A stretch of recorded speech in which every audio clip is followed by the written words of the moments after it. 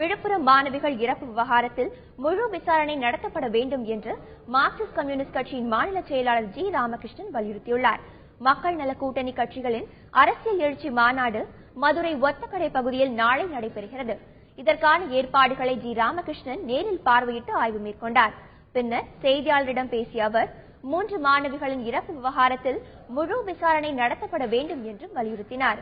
மருத்துவக் கல்லூரிக்கு அனுமதி அளிக்க கடந்த திமுக அரசு லஞ்சம் வாங்கியதாகவும் பின்னர் வந்த அதிமுக அரசும் இதனை கண்டுகொள்ளவில்லை எனும் குற்றம் சாட்டினார்.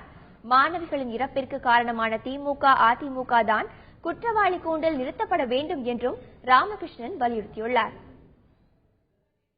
காசு வாங்கிக் கொண்டு திமுக ஆட்சியில் அனுமதி அளிக்கப்பட்டதும் அதிமுக ஆட்சியில் அடிப்படை கட்டுமானம் இல்லாத அந்த கல்லூரி தொடங்குவதற்கு அதிமுக அரசு அனுமதி அளித்ததும் இதுதான் அந்த 3 மாணவிகளுடைய மரணத்திற்கு காரணமாக இருக்கிறது. 3 மாணவிகள் மரணத்திற்கு குற்றவாளி கூண்டிலே நிற்க வேண்டியது திமுக அதிமுக 2 கட்சிகளும்.